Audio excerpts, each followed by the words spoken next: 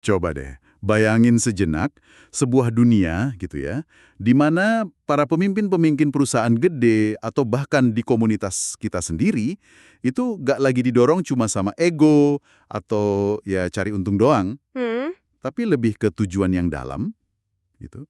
Ada empati yang beneran tulus. Nah, gimana kalau sebenarnya ada, katakanlah, cetak biru baru buat kepemimpinan yang bisa bantu kita semua ngelematin, ya ampun, tantangan global yang kayak badai ini. pertanyaan penting banget itu. Ini pertanyaan besar, dan ini jadi inti dari bagian akhir buku Dr. Catriona Wallace yang mau kita bedah bareng-bareng kali ini. Kita akan kupas visinya soal kepemimpinan masa depan. Iya, dan ini bukan cuma kayak angan-angan kosong aja gitu ya.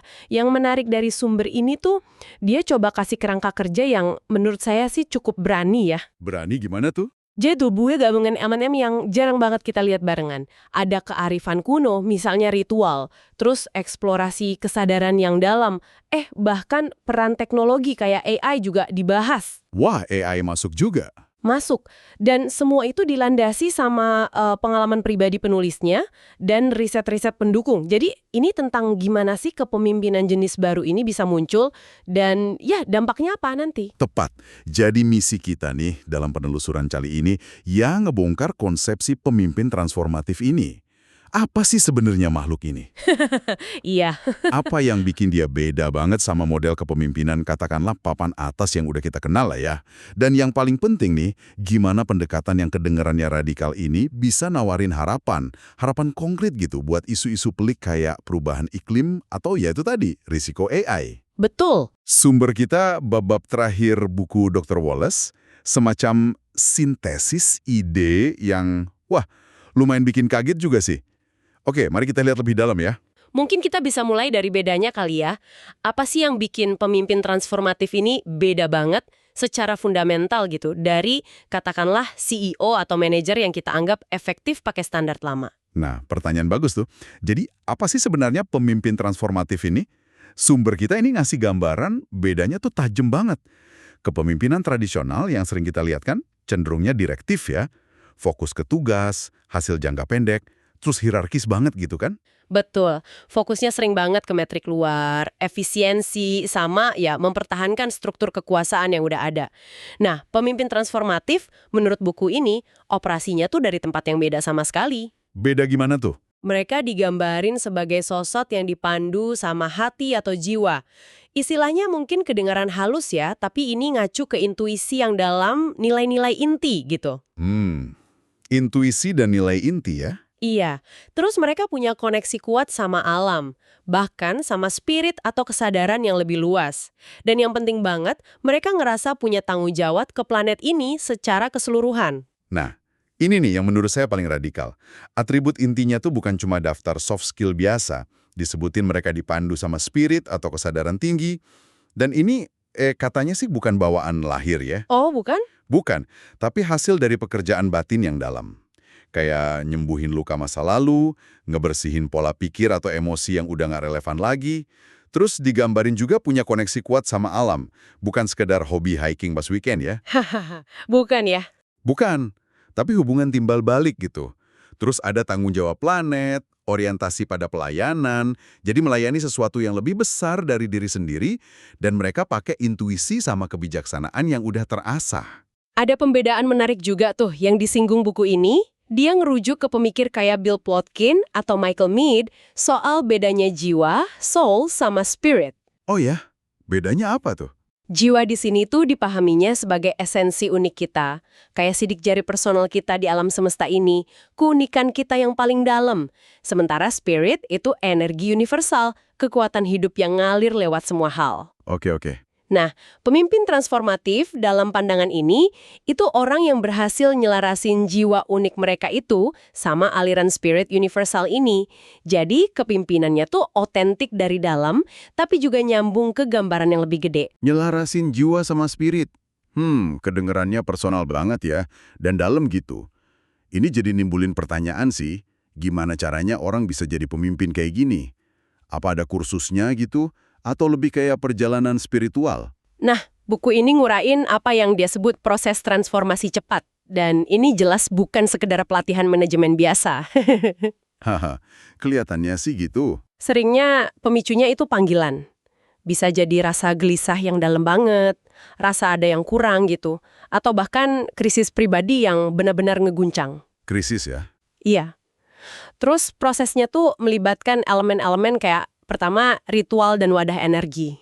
Jadi nyiptain praktek rutin atau ruang sadar buat dukung perubahan.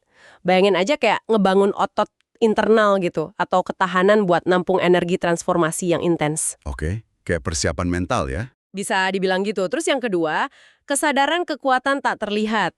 Mulai ngakuin dan kerja bareng intuisi, sinkronisitas, atau apa ya, mungkin panduan batin lah.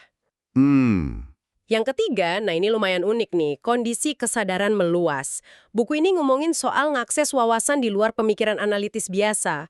Caranya bisa macam-macam, dari meditasi yang dalam, pengalaman di alam liar, sampai seperti yang disinggung juga di riset buku ini, penggunaan zat psikedelik secara bertanggung jawab. Tapi dalam konteks tertentu ya. wah, psikedelik disebut juga ya. Menarik. Iya, terus ada inisiasi. Ini bukan cuma upacara ya, tapi lebih ke ngelewatin tantangan nyata yang nguji batas diri. Seringnya ini melibatkan kematian ego lama biar lahir pemahaman baru soal diri dan tujuan. Kayak terlahir kembali gitu ya. Semacam itu. Terus ada penyembuhan, pembersihan, koneksi. Ini proses jalan terus buat ngelepasin beban masa lalu, bangun hubungan sehat, dan memperdalam koneksi sama diri sendiri, orang lain, dan alam. Proses berkelanjutan ya, nggak sekali jadi. Betul! Terus muncul visi misi baru. Dari proses itu semua muncul pemahaman yang jernih soal tujuan hidup dan gimana caranya melayani dunia. Dan terakhir, ini juga menarik, merangkul teknologi AI. Oh iya, AI lagi. Iya, jadi bukan nolak modernitas, tapi justru pakai alat kayak AI secara etis dan bijaksana. Hasil akhirnya, kata buku ini, kepemimpinan yang fokusnya ke kesejahteraan holistik dan harmoni, bukan cuma profit atau kekuasaan doang. Dan ini perlu digarisbawahi banget nih, ini bukan hak eksklusif buat orang-orang elit di puncak Menara Gading sana. Sumbernya jelas banget bilang, ini untuk siapa saja yang bersedia memulai perjalanan transformasi dan melangkah ke dalam pelayanan bagi diri sendiri, komunitas, dan planet. Ini kayak demokratisasi kepemimpinan ya, tapi dasarnya ya transformasi dari dalam. Iya, ini nyambung banget sama konsep inisiasi yang ada di banyak tradisi kuno. Menghadapi naga-naga pribadi kita, ngelepasin cengkeraman ego, dan akhirnya nemuin jalan pelayanan kita yang otentik. Naga pribadi ya. Ya, ada kutipan dari Michael Singer yang kayaknya pas banget di sini. Setiap momen sesungguhnya adalah perjodohan yang dibuat di surga, bagian dari pembukaan kosmik yang agung. Dalam ya artinya? Iya, artinya tuh tantangan hidup bahkan yang asalnya sakit banget bisa dilihat sebagai bagian dari proses transformasi ini kalau kita mau ngelihatnya gitu. Nah, tanda-tanda kita mungkin di ambang transformasi ini bisa macam-macam. Gelisah yang nggak hilang-hilang, rasa kok kayaknya ada yang lebih ya, siap buat ngadepin gak nyaman demi tumbuh, atau kadang yaitu pukulan keras dari krisis di luar. Penulisnya sendiri kan, Dr. Wallace, pernyataan ngalamin ini langsung pas nulis buku ini. Dia cerita di epilognya. Dia nyebutnya panggilan cinta mendalam, terus diikuti patah hati yang tiba-tiba dan sakit banget. Wah, Itu maksa dia masuk ke proses integrasi yang sulit, tapi katanya sih memberdayakan. Sebelum akhirnya nemu cinta baru lagi. Ini contoh nyata kalau prosesnya tuh bisa datang gak diduga dan gak selalu indah ya. nah, kisah pribadinya itu ngegarisbawahi poin penting, transformasi ini sering banget nggak lurus atau nyaman. Dia nulis harus melewatin neraka patah hati buat bener-bener paham dan ngejalanin panggilan jiwanya. Melewati neraka patah hati. Iya, ini nunjukin kalau jadi pemimpin transformatif itu bukan jalan tol yang mulus. Seringnya melibatkan keberanian buat ngadepin luka dan sisi gelap diri sendiri, apa yang suka disebut shadow work dalam psikologi. Justru dari situ, kekuatan dan kebijaksanaan sejati bisa muncul. Oke. Ini jadi ngasih gambaran yang lebih kaya ya soal siapa sih pemimpin transformatif ini dan gimana mereka ditempa. Sekarang kita ke pertanyaan penting nih. Gimana pemimpin yang punya fondasi batin sekuat ini nanggepin masalah-masalah raksasa di dunia luar? Nah iya, Perubahan iklim, potensi bahaya AI, ketidaksetaraan global, apa pendekatan unik mereka? Di sini kan karet ketemu jalannya ya. Bung. Misalnya, mereka lihat kaitan antara kerusakan lingkungan, ketidakadilan sosial, sama kesehatan mental. Mereka nggak cuma madamin api, tapi nyari sumber kebakarannya. Oke, jadi nggak cuma nambal gejala ya, tapi fokus ke akar masalah. Itu gimana terapinya? Misalnya ke isu AI yang kompleks itu. Nah, buat AI ya, pemimpin tradisional mungkin fokusnya ke regulasi setelah masalah muncul, atau ngejar keunggulan kompetitif tanpa mikirin banget dampak jangka panjangnya. Pemimpin transformatif, kata buku ini, bakal ngedeketinnya dari sudut pandang etis dan regeneratif dari awal banget. Etis dan regeneratif. Iya, mereka bakal dorong AI biar fungsinya jadi co-pilot etis buat manusia, bukan cuma alat buat efisiensi atau kontrol.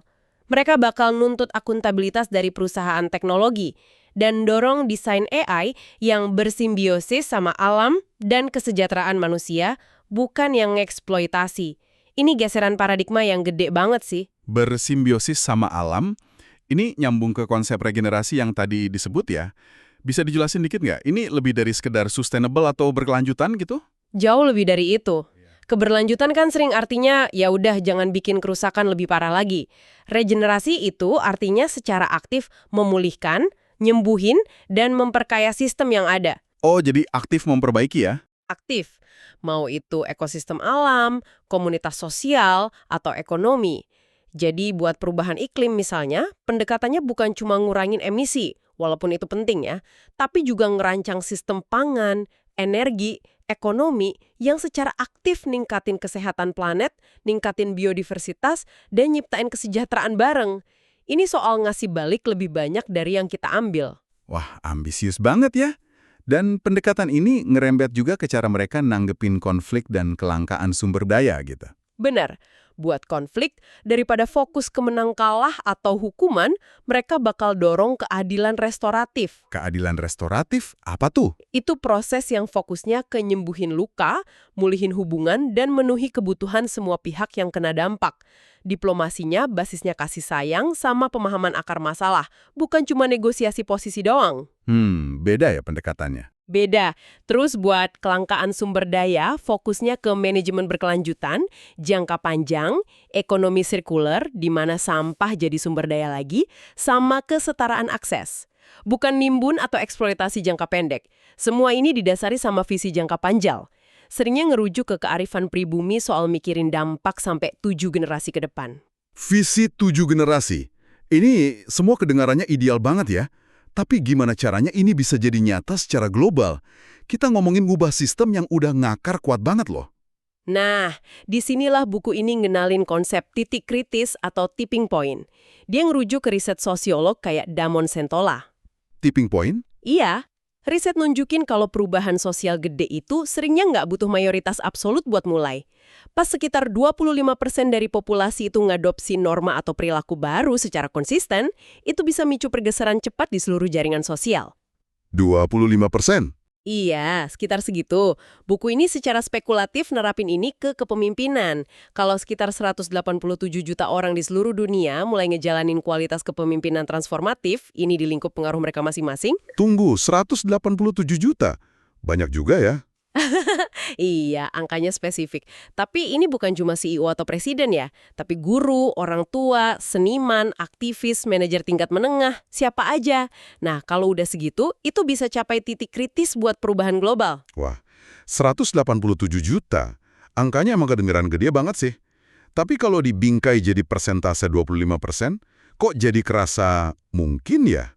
Ini bukan nunggu satu penyelamat datang gitu, tapi soal munculnya jaringan pemimpin di semua level. Tepat, ini ngubah fokus dari nunggu pahlawan, jadi ayo jadi bagian dari jaringan perubahan. Angka itu, ya meskipun spekulatif, fungsinya ngungetin kalau perubahan kolektif itu mulainya dari individu yang berani transformasi dan bertindak beda. Coba deh, kita bayangin bentar. Kalau titik kritis ini kecapai, dunia kayak apa sih yang digambarin buku ini? Bagian bayangkan, di bab 15, itu ngelukisin gambaran yang lumayan kuat sih. Visinya itu cukup nyentuh ya. Dunia di mana AI benar-benar jadi mitra etis yang dukung potensi manusia dan penyembuhan planet. Tujuan iklim bukan cuma tercapai, tapi ekosistem mulai pulih, berkembang lagi. Wah, bagus banget itu. Terus kesehatan mental bukan lagi krisis global, tapi area di mana masyarakat investasi gede-gedean. Polarisasi politik yang ngeracunin kita sekarang ini meredah, diganti dialog sama kolaborasi lintas perbedaan.